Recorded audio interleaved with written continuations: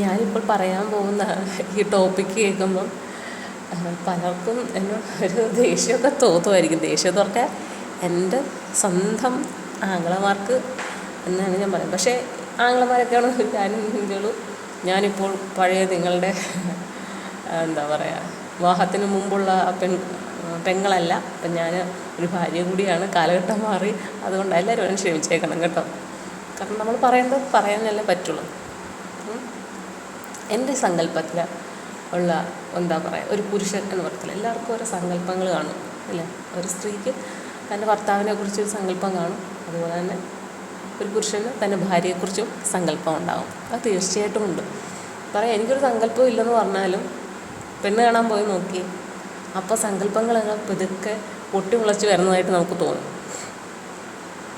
പിന്നെന്താണ് പറയുക, ഓരോരുത്തർക്കും ഓരോരോ രീതിയുണ്ട് അങ്ങനെ പറയാം. അപ്പം ഞാൻ എൻ്റെ ഒരു സങ്കല്പം എന്ന് പറഞ്ഞാൽ, എനിക്ക് ഒരുപാട് ഇഷ്ടപ്പെട്ട കുറച്ച് നടന്മാരുണ്ടായിരുന്നു. ഇഷ്ടമെന്ന് വെച്ചാൽ അവരിൽ എന്തോ ഒരു പ്രത്യേകതയുണ്ട്. ഒന്നിലും അവരുടെ സംസാരത്തിൻ്റെ രീതിയിൽ ഒരാൾ ചിരിക്കും. അതൊക്കെ വീട്ടിൽ ഞാൻ പറയാറുണ്ട്. നമ്മുടെ ഗണേഷ് ഇല്ലേ, ഇപ്പം മന്ത്രിയായിരുന്ന അദ്ദേഹത്തിൻ്റെ പഴയ സിനിമകൾ ഒരു പാവ മുഖമല്ലേ, ആ കണ്ണും ആ സംസാരമൊക്കെ. വില്ലനായിട്ടുള്ള സിനിമകളൊക്കെ ഉണ്ട്, എങ്കിലും സാധാരണ നമ്മൾ കാണുന്ന ഒരു സംസാര രീതി, ആ ഒരു കുട്ടിത്തം പോലൊക്കെ ഉള്ളൊരു ഫീലൊക്കെ ഉണ്ട്. എനിക്കെന്തോ ഒരു എന്താ എളിമയോ ഒരു സോഫ്റ്റ്നെസ്സോ ഒക്കെ ഉള്ള രീതിയിലുള്ള ക്യാരക്ടറായിട്ട് സിനിമയിൽ, യഥാർത്ഥത്തിൽ എനിക്കൊന്നും അറിയില്ല, സിനിമയിൽ കാണുമ്പോൾ പുള്ളിയുടെ അഭിനയത്തിൻ്റെ പ്രത്യേകത കൊണ്ട് എനിക്കിഷ്ടമാണ് അദ്ദേഹത്തെ. പിന്നെ ഒന്ന് ബൈജു, നമ്മുടെ സിനിമ തന്നെ ബൈജു, അദ്ദേഹത്തിൻ്റെ വർത്തമാനത്തിൻ്റെ രീതി, ഒരു മുഖത്തെ ആ ഒരു നിഷ്കളങ്കം പോലൊക്കെ തോന്നുന്ന, എന്താണ് എനിക്ക് പറയാനുള്ളത് എനിക്കറിയില്ല, അങ്ങനെയൊക്കെ വന്ന് പുള്ളി എനിക്കിഷ്ടമാണ്. പിന്നെ ഒരു ഇഷ്ടമെന്ന് പറഞ്ഞാൽ ബിജു മേനോൻ, അദ്ദേഹത്തിനെ എനിക്കിഷ്ടമാണ്. അദ്ദേഹത്തിനെ ഇഷ്ടമെന്ന് വെച്ച് കഴിഞ്ഞാൽ അദ്ദേഹത്തിന് അത്യാവശ്യം പൊക്കം, അതിനനുസരിച്ച് വണ്ണം, ആ ഒരു രീതി ഉണ്ടല്ലോ, അതാണ് എനിക്കിഷ്ടം. പിന്നെ ഒരു പതുങ്ങിയ രീതിയിലുള്ള പഴയ സിനിമ, ഇപ്പോഴത്തെ രീതിയില്ല, പതുങ്ങിയ പോലത്തെ ആ മുഖത്തൊക്കെ ഒരു പാവം ഒരു ഫീലാണ് അല്ലേ. അതുകൊണ്ടാണ് എനിക്ക് അദ്ദേഹത്തിന് ഇഷ്ടം. പിന്നെ ഒരു ഹീറോ എന്നൊക്കെ ഉള്ള രീതിയിൽ എനിക്കിഷ്ടം, അങ്ങനെ ഞാനൊരു വീഡിയോയിൽ ഒരു പ്രാവശ്യം പറഞ്ഞിട്ടുണ്ട്, വിക്രം ആണ്. എനിക്ക് ഒരുപാട് ഇഷ്ടമാണ്. അത് അദ്ദേഹത്തെ ഇഷ്ടപ്പെടാനും ഒരു പ്രത്യേക റീസണുണ്ട്, അതങ്ങനെ നിന്നോട്ടെ. പക്ഷേ എനിക്ക് അദ്ദേഹത്തെ ഒരുപാട് ഇഷ്ടമാണ്. അതിപ്പോഴും എന്തോ പുള്ളിയെ കാണുമ്പോൾ, പുള്ളിയുടെ പാട്ടൊക്കെ കേൾക്കുമ്പോൾ ഞാനിങ്ങനെ ശ്രദ്ധിച്ചിരിക്കാറുണ്ട്. അതൊരു പ്രത്യേകതരം ഇഷ്ടമാണ് എനിക്ക്. അത് പക്ഷേ ഒരിക്കലും ഒരു എന്താ പറയുക, റൊമാൻറ്റിക് എന്നുള്ള രീതിയിലല്ല, അല്ലാതെ എന്തോ ഒരു ഇഷ്ടമാണ് അദ്ദേഹത്തെ, അത്രയേ ഉള്ളൂ. പുള്ളിയുടെ പാട്ടും കാണുമ്പോഴും, കാരണം പുള്ളിക്കും എന്താ മുഖത്ത് എന്തൊക്കെയോ ഒരു ഇതുണ്ട്. അത് അദ്ദേഹത്തിൻ്റെ ചിരി ഒരു പ്രത്യേക രീതിയിലാണ്, അങ്ങനെ എന്തോ ഒരു പ്രത്യേകതയുള്ള ആളാണ്. അങ്ങനെ എനിക്ക് ഒരു ഇഷ്ടം, അത്രേ ഉള്ളൂ. അങ്ങനെയാണ് എൻ്റെ കൺസെപ്റ്റ്. ഈ ഒരു സിനിമയിലെ ഇത് വെച്ച് പറയുകയാണെങ്കിൽ ഇങ്ങനെയൊക്കെയാണ് എൻ്റെ കൺസെപ്റ്റ്. പിന്നെ തമിഴിലെ വേറൊരു ജീവ എന്ന് പറയുന്ന ഒരു നടനുണ്ടായിരുന്നു, എനിക്ക് അങ്ങനെ തന്നെയാണെന്ന് തോന്നുന്നു പേര്. പുള്ളിക്കാരനെ എനിക്കിഷ്ടമാണ്. ഇപ്പോൾ നിങ്ങളവർക്ക് ഇതിന് കുറേ പേരുടെ പേര് വെച്ചാൽ അവരുടെയൊക്കെ മുഖത്ത് എനിക്ക് എന്തോ ഒരു എന്താ ലാളിത്യമോ എന്തോ ഒരു ഫീലുണ്ട് ഇവരുടെയൊക്കെ മുഖത്ത്. അതിൽ നിന്നാണ് അവരെയൊക്കെ എനിക്ക് ഇഷ്ടം. അവരുടെ സിനിമയിൽ എന്താണ്, അവരെങ്ങനെയാണെന്നും നീതില്ല, പക്ഷെ അവരുടെ മുഖത്തുള്ള ആ ഒരു ഫീല്, അതിൽ നിന്ന് എനിക്ക് കിട്ടുന്ന ഒരു ഫീല്, ഒരു പാവം അല്ലെങ്കിൽ ഒരു ലാളിത്യം, ഒരു നിഷ്കളങ്കത എന്നൊക്കെ പറയത്തില്ല, അതുപോലെ കിട്ടുന്ന ആ ഒരു ഫീല്, അതാണ് എനിക്കിവരെയൊക്കെ ഇഷ്ടം. നടിമാരുടെ കാര്യം പറയുകയാണെങ്കിൽ എനിക്കെപ്പോഴും ഇഷ്ടമുള്ള ഒരാളാണ് ശോഭന. എത്ര സിമ്പിളായിട്ടാണ് ആ ഒരു ലുക്കും പഴയൊക്കെ സിനിമയിലൊക്കെ കാണുന്നത്. അതുകൊണ്ട് ശോഭനയെ ഭയങ്കര ഇഷ്ടമാണ്. ഉർവശി, രണ്ടുപേരാണ് കൂടുതലായിട്ടും എനിക്ക് ഇഷ്ടമുള്ളത്. പിന്നീട് എൻ്റെ ഒരു സങ്കല്പം പുരുഷനെന്ന് പറയുമ്പോഴത്തേക്കും അത്യാവശ്യം നീളത്തിനനുസരിച്ചുള്ള വണ്ണം ഉണ്ടാവണം. ഓവറല്ല, ആ നീളം കറക്റ്റ്, അത്യാവശ്യം വണ്ണമുണ്ട്. ഓക്കെ.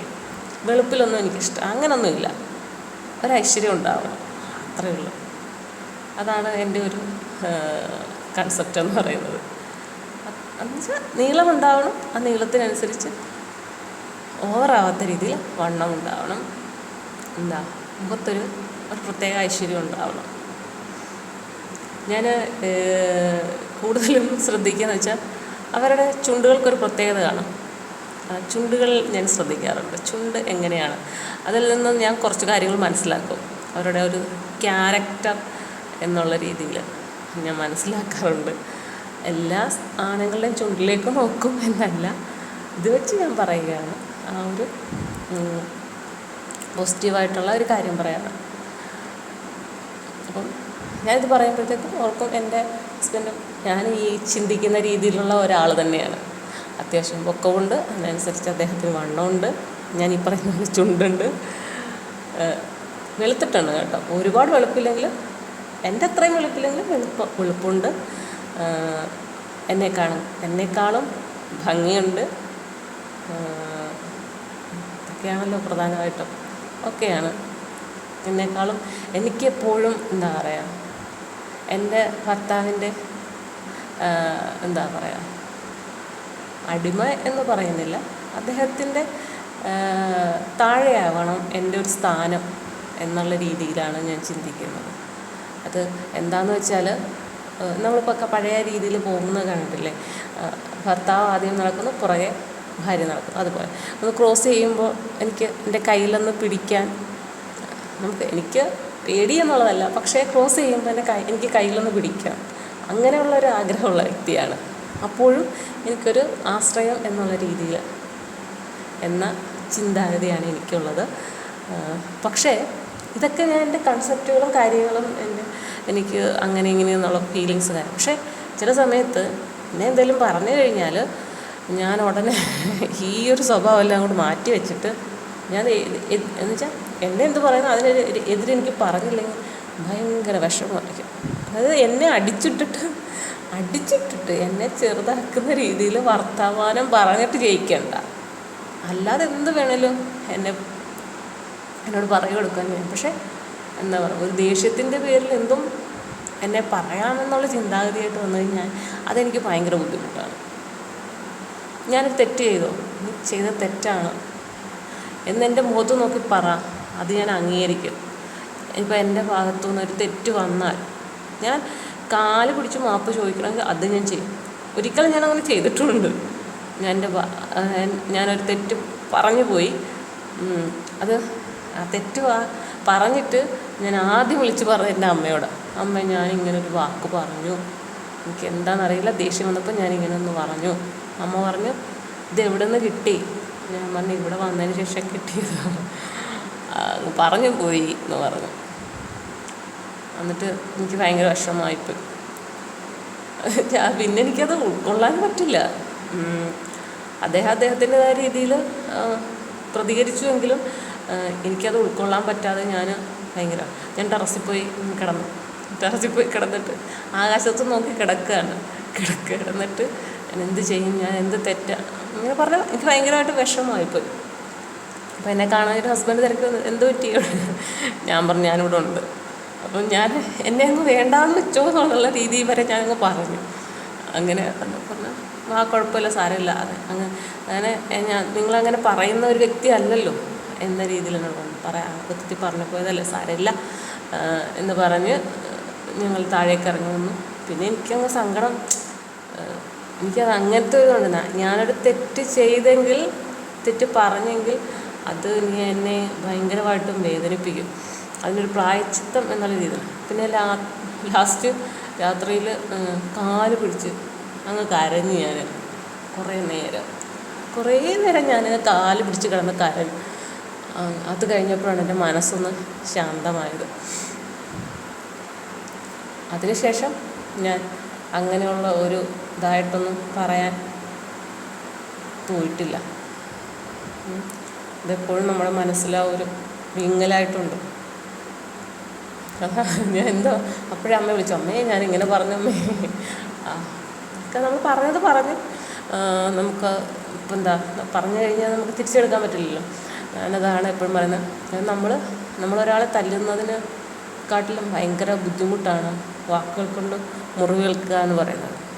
നമ്മളത് പറഞ്ഞു പോയില്ലെങ്കിൽ ചെയ്തു പോയെങ്കിൽ പിന്നെ അതിന് ഒന്നും ചെയ്യാനില്ല. അപ്പം എൻ്റെ ഹസ്ബൻഡ്, ഞാൻ എൻ്റെ ഒരു കൺസെപ്റ്റിനനുസരിച്ചുള്ള ആളാണ്.